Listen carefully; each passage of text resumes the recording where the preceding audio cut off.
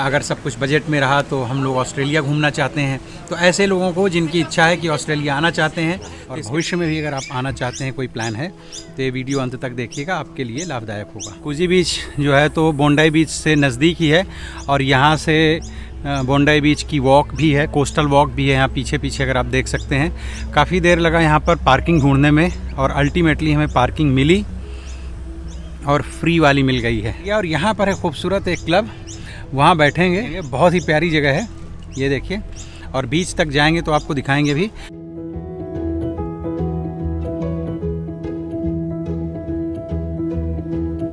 तो मित्रों देखिए, हम इस क्लब के अंदर आ चुके हैं और इस क्लब में आने के लिए सबसे अच्छी बात यह है, अगर आप गर्मियों में आते हैं तो आप देखिए यहाँ फर्स्ट क्लास से बना हुआ है रॉक पूल, जो कि नेचुरल है और काफ़ी बड़ा है, जो कि इस क्लब का ही है। तो यहाँ एंट्री फीस भी कुछ ज़्यादा नहीं है, $3 बच्चों की है और अडल्ट्स की है $6। ईयरली पास भी बनवा सकते हैं। तो यहाँ आने का मतलब ये है कि बहुत ही लिमिटेड क्राउड होता है, बहुत ज़्यादा पब्लिक नहीं होती है, सीमित होता है। और ये काफ़ी हैंगिंग गार्डन की तरह पूरा क्लब जो है, तो छोटे छोटे लकड़ी के खम्भों के ऊपर होल्ड है, तो काफ़ी अच्छा लगता है, खूबसूरत सा है। और यहाँ एक छोटा सा कैफेटेरिया भी है, तो यहाँ पे अगर आप कुछ खाना पीना चाहते हैं तो वो सुविधा भी उपलब्ध है। बढ़िया टॉयलेट, बाथरूम साफ़ सुथरे, और ये बड़ा पता नहीं क्यों मचान जैसा मुझे लगता है, जैसे सुंदर है। और अभी हम यहाँ बैठेंगे। नमस्कार बंधुओं, मैं हूँ आपका मित्र शक्ति पांडे, सिडनी ऑस्ट्रेलिया से, और स्वागत करता हूँ अपने यूट्यूब चैनल पर। तो अगर अभी तक आपने हमारे चैनल को सब्सक्राइब नहीं किया तो प्लीज़ बंधुओं मित्रों मेरे इस चैनल को सब्सक्राइब कर लीजिए और वीडियो को देखिएगा अंत तक।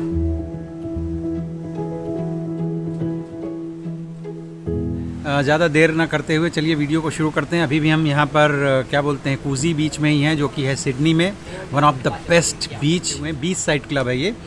यहाँ पे अल्कोहल वगैरह नहीं होती है, खाना पीना और नीचे स्विमिंग पूल वगैरह है, तो आपको मस्ती भरा टाइम बिताने के लिए ये एक अच्छी खूबसूरत जगह है। आज मैं आप लोगों को बताता हूँ, क्योंकि अभी देखिए इंडिया में आ रही हैं समर की छुट्टियाँ, हॉलीडेज़ शुरू होने वाले हैं स्कूल में बच्चों के। तो काफ़ी पेरेंट्स हमारे जानने वाले भी हैं जो लोग कहते हैं कि भाई अगर सब कुछ बजट में रहा तो हम लोग ऑस्ट्रेलिया घूमना चाहते हैं। तो ऐसे लोगों को जिनकी इच्छा है कि ऑस्ट्रेलिया आना चाहते हैं, तो इसके पहले का वीडियो आप देख लीजिएगा। मैंने वीज़ा के लिए क्या क्या प्रोसीजर है और क्या क्या चीज़ें चाहिए होती हैं, कितना पैसा, वो सारी चीज़ें मैंने आपको बताया इसके पहले के वीडियो में। और अब इस वीडियो में हम लोग आपको बताने वाले हैं कि अगर आप ऑस्ट्रेलिया आना चाहते हैं घूमने के लिए, तो मैं एक 10 डेज़ का इंडिविजुअल एक व्यक्ति का खर्चा बताऊंगा, फिर उसके साथ कपल का भी बता दूंगा। उसके बाद अंदाज़तन आप बच्चे कितने हैं, कैसे क्या है, तो उसको आप एडजस्ट कर लीजिएगा, समझ लीजिएगा। तो सबसे पहली चीज़ तो ये होती है कि कहीं पे भी किसी भी कंट्री अगर आपको ट्रैवल करना है तो मेन चीज़ होती है किराया, क्योंकि किराया एक मेन पार्ट होता है अगर आप कहीं दूर दराज कंट्री में घूमने जाना चाहते हैं, जैसे कि ऑस्ट्रेलिया, अमेरिका, कनाडा, ऐसी किसी कंट्री में।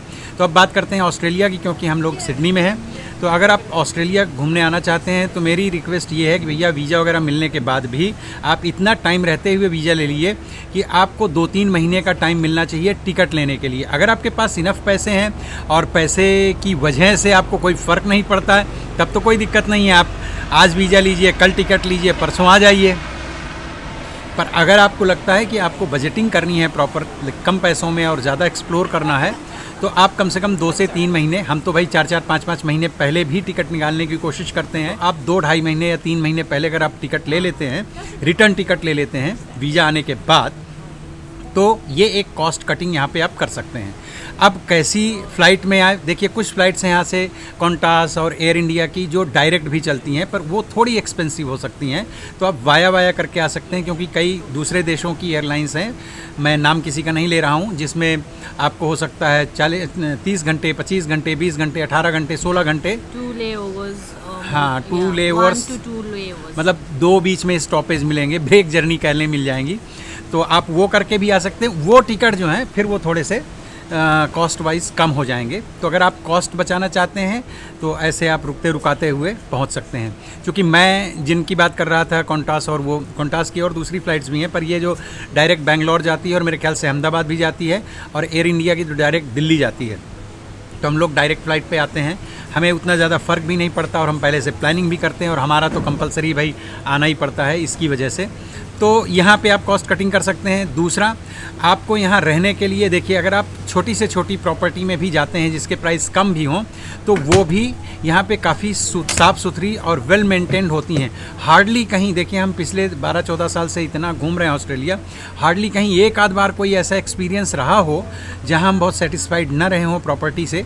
अदरवाइज़ तो आपको $100-150 की ही प्रॉपर्टी को देखना चाहिए। अगर आप अकेले आ रहे हो, फैमिली के साथ आ रहे हैं, तो मेरे ख्याल से $150-200 वाली जो प्रॉपर्टी पर नाइट की जो होगी वो काफ़ी ठीक ठाक होगी। तो अगर आप 10 दिन यहाँ रुकते हैं, सिडनी रुकें, कैनबरा रुकें, गोल्ड कोस्ट जाएं, मेलबर्न जाएं, ब्रिस्बेन जाएं। Instead of hotels, you can stay in motels. हाँ, आप होटल्स की जगह मोटल्स में जा सकते हैं और हॉस्टल्स में भी जा सकते हैं। यहाँ पे थोड़े से प्राइसेस कम होते हैं। या फिर आप एयरबीएनबी में भी जा सकते हैं, प्राइवेट अपार्टमेंट्स होते हैं उनको भी बुक कर सकते हैं। आप देख लें बढ़िया से, पहले से आइटनरी जब बनाएं तो प्राइस को देखते हुए कर लें।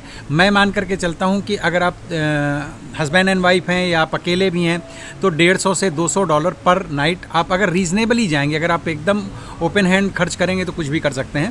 तो लगभग अगर आप 10 नाइट यहाँ पर रुकते हैं तो 2000 से $2500, और अगर थोड़ा बेटर लेते हैं तो $2500 की जगह आप 3000, $300 पर नाइट के हिसाब से, तो फिर आपको अच्छी प्रॉपर्टीज़ ठीक ठाक सी मिल जाएंगी अगर आप पहले से बुकिंग करते हैं तो ये आपका हो जाएगा 2000 से लेकर के और 3000।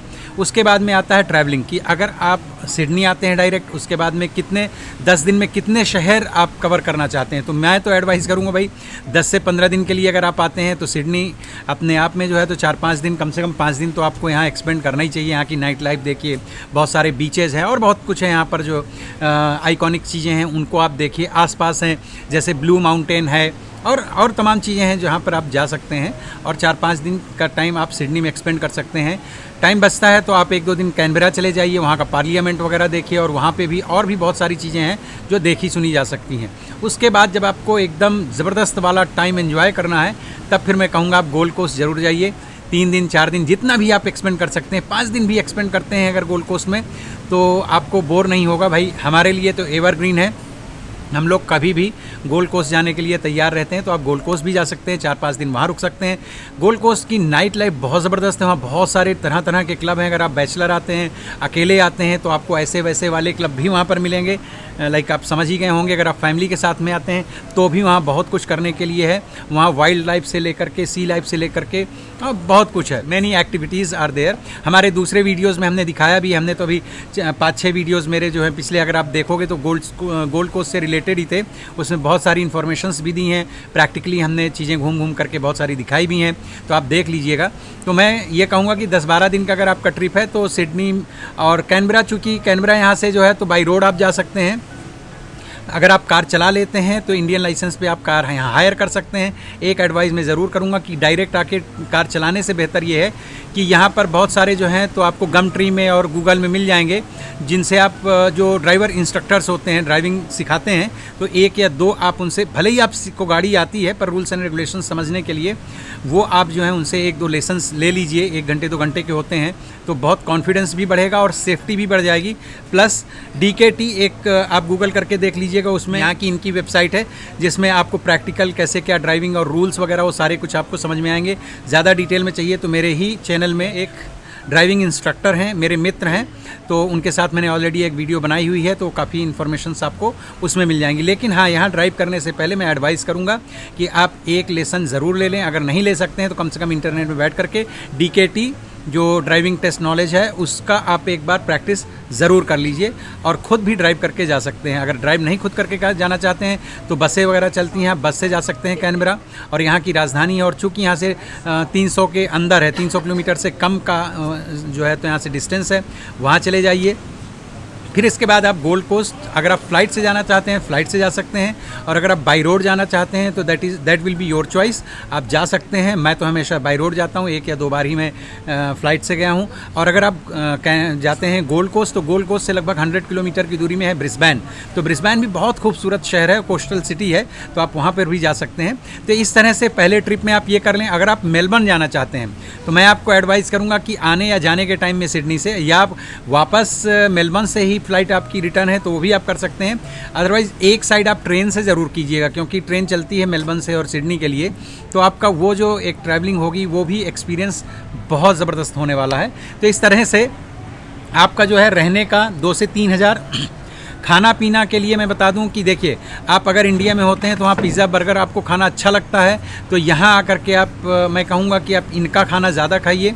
अगर आप वेजिटेरियन हैं तो ऑफ कोर्स आपको हंग्री जैक्स वगैरह में और हर जगह ज़्यादातर जो है बर्गर्स वगैरह और फुट लॉन्ग वगैरह और पिज़्ज़ा वगैरह सब कुछ जो है आजकल यहाँ पर वेजिटेरियन मिलता है, तो आप वो खाएं तो आपको थोड़ा सस्ता पड़ेगा। हाँ, कभी आपको टेस्ट चेंज करना है तो फिर आप इंडियन रेस्टोरेंट्स में जाइए, क्योंकि हमें ऐसा लगता है कि यहाँ पे इंडियन रेस्टोरेंट्स थोड़े ज़्यादा एक्सपेंसिव हैं कंपेयर अगर करें आप यहाँ के इनके फूड से। और ऑफ कोर्स जब आप फॉरेन घूमने आए हैं तो इनकी चीज़ें खाइए, इनका आप आनंद लीजिए। आपको अपने यहाँ जो पिज़्ज़ा मिलेगा ऑफ कोर्स क्योंकि ये इनका बेसिक फूड है तो आपको यहाँ शायद थोड़ा ज़्यादा अच्छा लगे, तो ये चीज़ें खाइए, बहुत एक्सपेंसिव नहीं होंगी। एक आदमी अगर रिजनेबल ढंग से खर्च करे अपने खाने के ऊपर तो मुझे लगता है $60-70 या $80 एक आदमी के लिए मोर देन इनफ है। क्या बोलती हो? For one person, yeah, $50 to $60. है ना, फॉर वन पर्सन $50 to $60। थोड़ा लेविश करेंगे, चाय वाय कॉफ़ी वॉफ़ी बाहर का करेंगे तो आप ये समझिए कि $100 मतलब अच्छे से।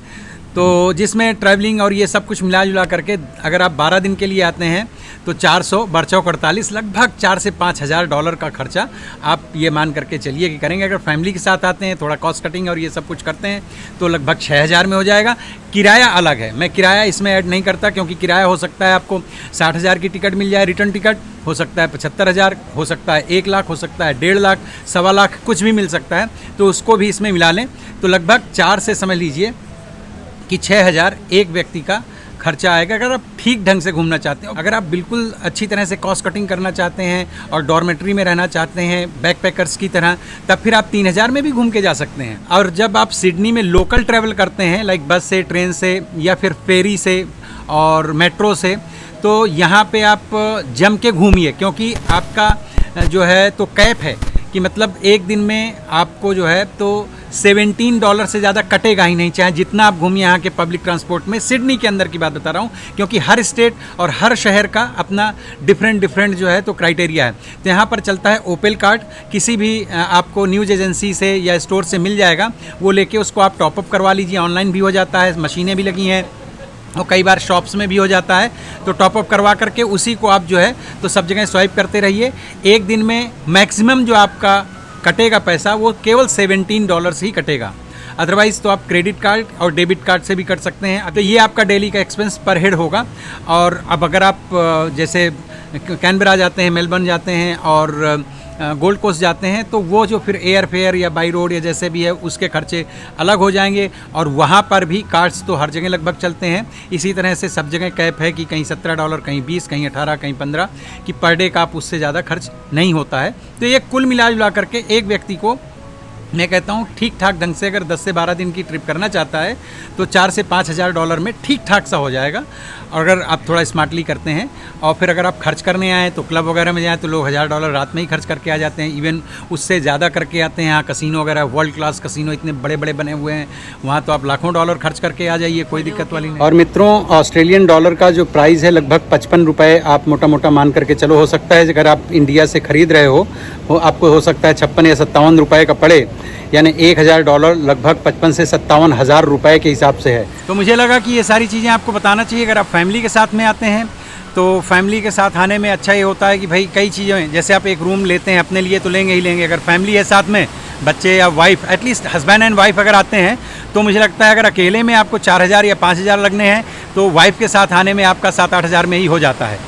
पर अगर आप बैचलर हैं और आपको वैसी थोड़ी सी रंगीनियाँ आपको यहाँ पर देखनी हैं, अब चूँकि हम लोग फैमिली वाले लोग अपने ब्लॉग में वो सब चीज़ें जाते भी हों तो दिखा नहीं सकते हैं, हालांकि पता तो सब कुछ है, लेकिन यहाँ होता सब कुछ है। जब आप आएंगे कांटेक्ट कर लीजिएगा मुझे कमेंट करके, मैं आपको वो भी बता दूंगा कि कहाँ पे क्या कर सकते हैं, उस तरह की चीज़ें भी यहाँ आपको मिल जाएंगी। तो आइए आपका स्वागत करते हैं ऑस्ट्रेलिया में। ऑस्ट्रेलिया जैसी खूबसूरत ब्यूटीफुल कंट्री कहीं नहीं है। मैं एक चीज़ और बता दूं, जब मैंने देखा ये मालदीव वाला जब सारा प्रसंग चला था अपने देश में, तो मैंने वहाँ की कॉस्ट और यहाँ का सब कुछ देखा। भैया मालदीव में तो कुछ भी नहीं है, यहाँ इतने सारे बीचेज़ हैं, 10,000 बीचेज़ हैं, खूबसूरत बीचेज़ हैं और लोग इतने अच्छे हैं। यहाँ कानून व्यवस्था इतनी अच्छी है, लोग बड़े ओपन माइंडेड हैं, यहाँ हर चीज़ आपको इतनी मज़ेदार लगेगी जो कि मालदीव उसका 1% भी नहीं है और ख़र्चा भी इतना ज़्यादा होता था।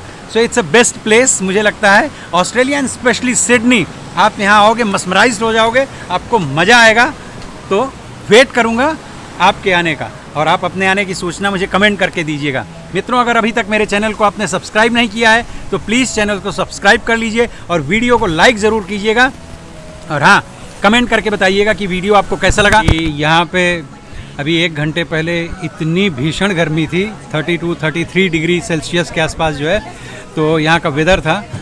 और अभी एकदम क्लाउड्स आ गए हैं और अच्छा एकदम प्लेजेंट हो गया है वेदर। ये देखिए हमारे पीछे जो खड़े हैं तो ये हैं लाइफ गार्ड और ये देखते रहते हैं, हर जगह होते हैं बीचेज़ में लोगों की सेफ्टी के लिए।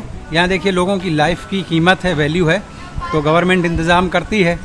अब जहाँ जो चीज़ कम होती है उसकी ज़्यादा वैल्यू होती है। चूँकि यहाँ पर जनसंख्या कम है तो यहाँ लोगों की जान की कीमत है, और चूँकि अपने यहाँ पर जनसंख्या बहुत ज़्यादा है तो थोड़ा सा मुझे लगता है कि उतनी कीमत नहीं करते हैं। हालांकि आजकल काफ़ी व्यवस्था अपने देश की भी अच्छी हुई है और बहुत अच्छा लगता है। भारतवर्ष जब अनेकों क्षेत्रों में बहुत बड़े बड़े रिकॉर्ड स्थापित कर रहा है तो बहुत अच्छा लगता है और भारतीय होने की वजह से बड़ा आनंद आता है। और यहाँ पर है देखिए मसाज सेंटर। अगर आपको लगता है कि यहाँ पर मसाज लेना है तो यहाँ पीछे मेरे देखिए लगा हुआ है बोर्ड, और अगर आप यहाँ आते हैं स्विमिंग वगैरह करने के बाद में आपको लगता है थोड़ा रिलैक्स होना है तो यहाँ पर करवा लीजिए मसाज बीच के ऊपर, है ना खूबसूरत।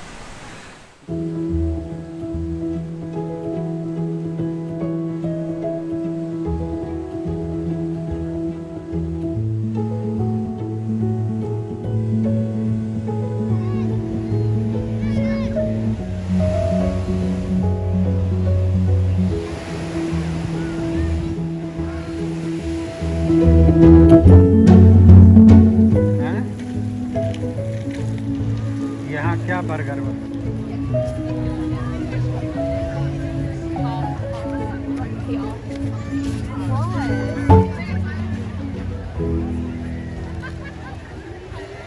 अब देखिए मित्रों, लग गई थी बहुत तेज भूख, तो डोमिनोज मिल गया है यहाँ। इसके पहले हम 1-2 बार आ चुके हैं, तो अब यहाँ से हम लेंगे पिज़्ज़ा और जाके बीच पे ही खाएंगे पिज़्ज़ा, और पानी भी ले जाएंगे क्योंकि कोल्ड ड्रिंक वगैरह तो पीते नहीं हैं। अंशिका, आज बीच में बैठ करके पिज़्ज़ा एंजॉय करेंगे, मज़ा आएगा। वैसे तो आज तुम्हारी लॉटरी लगी थी, आज तुमने सुबह से क्या क्या नहीं खाया एकदम। चलो, तो ऑर्डर कर दिया हमने 2 पिज़्ज़ा और जाके बीच पे बैठ के एंजॉय करेंगे पिज़्ज़ा। ऑस्ट्रेलिया आपको कैसा लगता है और आप ऑस्ट्रेलिया क्या सचमुच घूमने आना चाहते हैं, कमेंट करके बताइएगा। और मिलते हैं फिर किसी दूसरे वीडियो में, तब तक अपना ध्यान रखिए। Take care, bye bye.